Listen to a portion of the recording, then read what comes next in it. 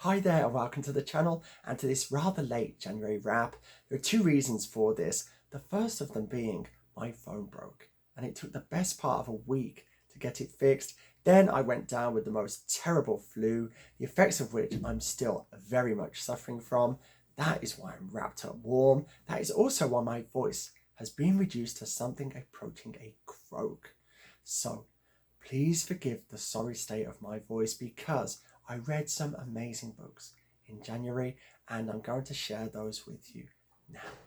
So we begin with Byron, and I read his work in this Oxford World's Classics, Byron the Major Works, which I strongly recommend, a real doorstop because many of Byron's poems are, truth be told, exceedingly long, and the one I read, Beppo, a Venetian tale, is a mere 99 8-line stanzas. It would be much shorter if the poet could focus solely on their tale, but it's full of the most wonderful digressions. And I'll just read you a couple of stanzas where this is made manifest. So, stanza 8. So you need to know that Byron was in Venice when he was writing this poem in 1817, and he was there during the season of Lent, and he was none too impressed by the meagre fare on offer, so he's offering advice here for anyone thinking of travelling to Venice during this time, and therefore humbly I would recommend the curious in fish sauce before they cross, the sea to bid their cook or wife or friend, walk or ride to the strand and buy in gross, or if set out beforehand, these may send, by any means least liable to loss, ketchup, soy, chili vinegar and Harvey, or by the Lord, a Lent will well nigh starve ye. So there you just get this wonderful humour of Byron, and how many of the Romantic poets would include the word ketchup in one of their works. And that is excellent. And then later on, Byron is reflecting on his love of country, and he writes this: I like the taxes when they're not too many. I like a sea coal fire when not too dear. I like a beefsteak too, as well as any. Have no objection to a pot of beer. I like the weather when it is not rainy. That is, I like 2 months of every year. And so God save the regent, church and king, which means that I like all and everything. So Beppo by Byron, an excellent poem in this excellent book.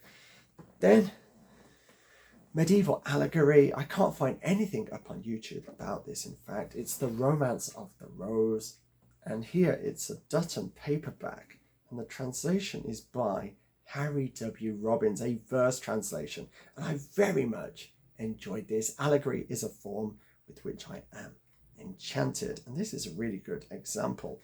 And the figure of idleness presented as a female really did strike me as being very similar to female influencers on Instagram or TikTok who simply spend their time getting their hair and their clothes perfect and then just making videos where people get to look at them, basically. So here we have this, a full 6 or 7 centuries prior to the advent of TikTok and Instagram. And so it describes idleness thus: her hair was tressed back most becomingly, with richest comb, her hand a mirror bore. Her fair tight sleeves most carefully were laced, white gloves protected her white hands from tan. She wore a coat of rich green cloth of Ghent, all sewed with silk. It seemed from her attire that she was little used to business. When she was combed, adorned, and well arrayed, her daily task was done. A joyful time, a year-long carefree month of May, was hers, untroubled but by thoughts of fitting dress. And so it just goes to show that this attention economy, as they call it, is many centuries old, and all technology does is greatly amplify its scope. Okay, so The Romance of the Rose, very, very good. Then more poetry. It's Alexander Pope selected poetry, also in Oxford World's Classics, but this is a really disappointing edition. It doesn't have some of the best poems in here, despite them being relatively brief. I am a particular fan of The Temple of Fame by Pope, and also it has the Dunciad, but without the apparatus that Pope provided, and that really does defeat the purpose. So no, I love Pope, but I'm not big on this edition. And I would point out that Oxford produced a much better edition that you can get hold of, the Oxford Authors, edited by Pat Rogers. And this really does have most of what you'd want to read of Pope. And when you have the Dunciad in here, is this the Dunciad here? Yes, then you get all of the textual apparatus, which many of the jokes contain. So there we go. And next, a wonderful book. Yes, The Praise of Folly by Erasmus, who was the greatest scholar of an age of great scholars. And in here, well, Folly speaks at length, and some of the passages are superb. And it's all about the way folly really is at the heart of everything we call society. And this is a great example here. It says, then again, what persuaded the Decii to sacrifice their lives? Okay, so this is in Livy's, the early history of Rome, the Decii. What drew Quintus Curtius into the pit, if not vainglory, also from Livy? The sweetest of sirens, but how roundly condemned by these wise men. For what could be more foolish, they say, than for a candidate to flatter and plead with the people, to buy their favour by scattering money here and there, to hunt for the applause of fools, to take pleasure in the cheers of the crowd, to be carried around in triumph as if you were some banner or placard, to be viewed by the people, to overlook the forum in the form of a bronze statue. Add to these absurdities the conferral of titles and surnames. Add the divine honours paid to some puny mortal. Add the public ceremonies elevating the most wicked tyrants to the rank of the gods. These things are foolish indeed. One Democritus would not be enough to make fun of them. Who denies it? Nevertheless, from this source flow all those exploits of brave heroes, which have been praised to the skies in the writings of so many eloquent men. Such foolishness as this creates states. It constitutes empires, civil offices, religion, councils, judgments. In fact, human life is nothing more than an entertainment staged by folly. Very powerful passage from Erasmus there. This is a great translation, translated with an introduction and commentary by Clarence H. Miller. Yeah, a beautiful translation and very informative footnotes. And the other thing about this is, although the In Praise of Folly, this mock encomium, is 130 or so pages long, you only need to read the first 75 because the last section is just about ecclesiastical differences of the day. So you're not going to be reading that much. I read it in just 4 hours while I had nothing to do at work. So yes, I would greatly praise The Praise of Folly. Next, well, it's 5 versions of the same story is what I'm going to show you next. I really do love Tristan and Isolde, so I got hold of various editions. I have 4 of my own now, and 1 from the library. So this one, yes, as retold by Joseph Bedier, he was the leading scholar on the Tristan myth, and this is his attempt to reconstruct a version from various sources, and it's quite readable, but it's not my favourite of these. Then this one, Beroul's The Romance of Tristan. This is a truly terrible translation. It sucks all of the beauty out of this story. It feels paraphrased for the most part. It's just an artless translation. If you read this, you really would not understand or grasp the magic of this story. The cover is the best thing about it. It is the drinking of the love potion in the boat while the two are having a game of chess.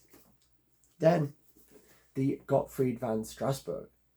And this is the kind of summation of the Tristan myth. It comes right at the end of the tradition. And this is amazing, actually. This is really, really good. And the first story is actually of Tristan's parents, Rivelin and Blanchefleur, and that on its own, it's worth buying this book to read. It's just excellent. Okay, so you don't really hear much mention of his parents in the other versions of the myth. It's only how many pages? It's sort of 20 pages. It serves as a kind of overture for what follows, but it is, yeah, wonderful. And this is the first complete translation of this one, of the Strassburg, yes. And it combines it with the Tristan of Thomas because Strassburg died before completing the work. Then I also have the Tristan of Thomas from the library. Haven't got through this yet, but of the ones I've read so far, the best, actually, the most readable, the most artful was this, something of a curiosity, but it's The Romance of Tristan and Isolde by Norman B. Spector, translated by Norman B. Spector for Northwestern University Press. And as you can see, it's a very slim volume, but what he does is he takes manuscript 103, which Bedier refers to, because MS 103 is the first appearance of all of the major components of the Tristan myth in prose. And so this has a wonderful unity about it, and it's just the English that he uses. It's really has this lightness of touch, this kind of that I really didn't find in the Beroul. Can I read you a little bit? Okay. So, "Faith," said the king, "this is Ireland?" And he was more ill at ease than before, for he knew well that if he were recognised, he would have to die on account of the Morholt, whom he had killed.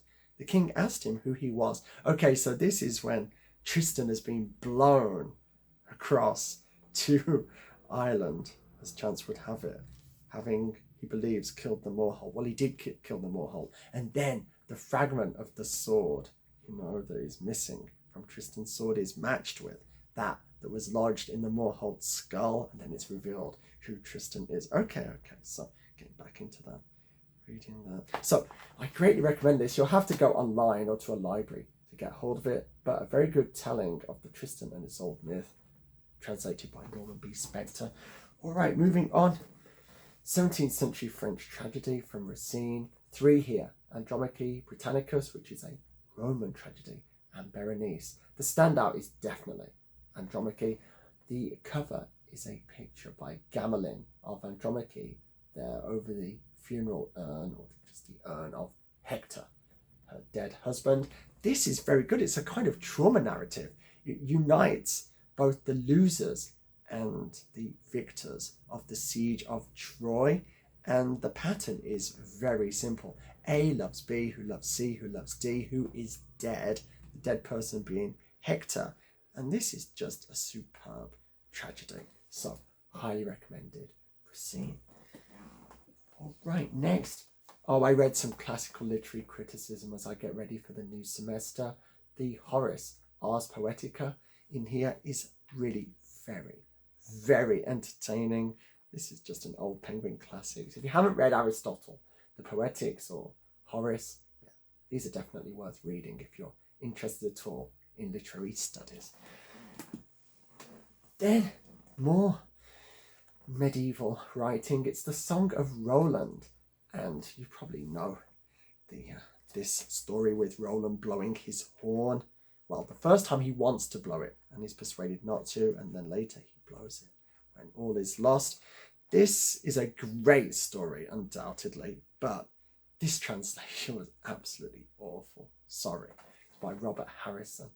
It's rather cheap Penguin Putnam edition. I'd be interested in reading a better translation. I actually got hold of an Old French, Modern French edition, which I think will be more to my taste.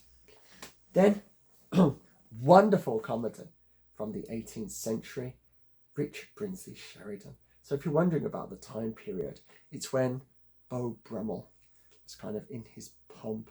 So it's the age of the dandy is beginning to dawn, and I think Sheridan is just about the best English comedy writer. And in here, the critic is absolutely superb. It introduces the idea of the puff piece. So that is very satisfying. But just the character names as well: Dangle, Mrs. Dangle, and Dangle. Okay, so is there anything I could read you here? There's a reference to Pope's essay on criticism here, I noticed. Like a clown in one of the new uniforms, the person preparing the notes doesn't seem to have noticed that Pope has a couplet: a vile conceit in pompous words expressed is like a clown in regal purple dressed. A clown being a peasant, of course. This is Puff going through his various types of puff. Right, so the puff collusive is the newest kind of puff, for it acts in the disguise of determined hostility. It is much used by bold booksellers and enterprising poets. An indignant correspondent observes that the new poem called Beelzebub's Cotillion, or Proserpine's Fête Champêtre, is one of the most unjustified performances he ever read. The severity with which certain characters are handled is quite shocking, and as there are many descriptions in it too warmly coloured for female delicacy, the shameful avidity with which this piece is brought by all people of fashion is a reproach on the taste of the times, and a disgrace to the delicacy of the age. Here you see the two strongest inducements are held forth. First, that nobody ought to read it, and secondly, that everybody buys it, on the strength of which the publisher boldly prints the 10th edition before he had sold 10 of the first, and then establishes it by threatening himself with the pillory, or absolutely indicting himself for scan mag, and scan mag is scandalum magnatum, defamation of somebody holding high office. Yeah, beautiful, beautiful. Richard Brinsley Sheridan, the Anglo-Irish dramatist. More comedy. These are superb. I've recommended them before, but Moliere. Yeah, these two Penguin Moliere editions. You get something like 10 or 11 plays here. They overlap by one. Two translations of The Would-Be Gentleman. I don't know why, when you've got the same person introducing both editions, but these are just wonderful. There were 5 in particular that I really enjoyed. The Misanthrope, yes. The Would-Be Gentleman, that is superb. That is where the famous line comes regarding the man who realizes he's been speaking prose all his life. Yeah, Monsieur Jourdain. And then in this one, that Scoundrel Scapin, this is the most Plautus influenced of the plays here. Yeah, it goes back to the Roman comedy. The Miser, that was excellent. And then I also enjoyed this one, Those Learned Ladies. Yes.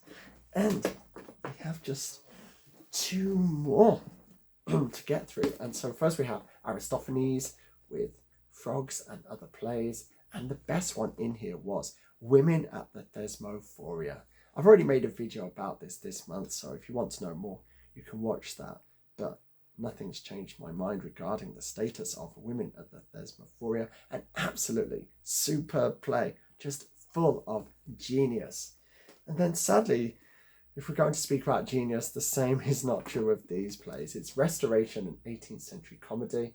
Oh dear, that generation or so when the playhouses were closed in England really did take its toll on the dramatic tradition. When you consider that these plays are being written and performed at the same time as Moliere is having his works performed in France, well, it does not reflect well on the English artists of the time. I was reading, what was it, the first one, The Country Wife, and it's just so raw. It's just, earthy is fine, but it just feels raw and unfinished. And most of the humour is just not very good. It all centres on cuckoldry to the expense of pretty much everything else. So not terribly enthused about this, but kind of pleased just to get hold of it. I found it in a bookstore here in Taipei City. So what am I going to choose for my book of the month for January? As you can see, a pretty extraordinary month in terms of quality, but I'm going to go with, if I said there's just one book I read this month that, kind of everyone should read, I'm not really one for that kind of pronouncement, but you know what I mean. In just terms of it offering such a wonderful reading experience, it is Erasmus, The Praise of Folly. Be in no doubt that this is an incredibly amusing and deep work, and I was really impressed by the translation. Yeah, it's really well done. So, book of the month for January, Erasmus, The Praise of Folly. Did anything you see there catch your eye? Please let me know in the comments below. Once again, apologies for the state of my voice. Hopefully I'll be back fitter and stronger in the near future. Until then, I must bid you farewell in time-honoured fashion. So be safe, be strong, nanu nanu.